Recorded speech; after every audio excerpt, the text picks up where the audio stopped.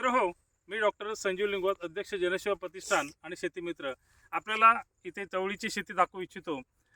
गोंदिया जिल्ह्यातील कर्टी या गावामध्ये तिरोडा तालुक्यातील इथे आम्ही चवळीची शेती केलेली आहे.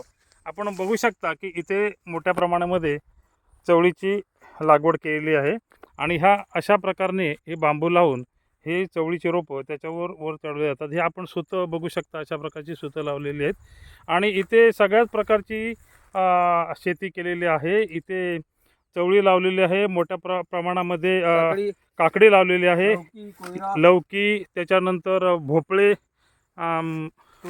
तुरी आणि अशा प्रकारची लागवड जवळजवळ 15 ते 20 एकरामध्ये केलेली आहे. आणि ह्या दोऱ्या आणि बांबू लावल्यामुळे ही झाडं वर जातात आणि त्याच्यामुळे आपल्याला उत्पन्न जास्त मिळतं.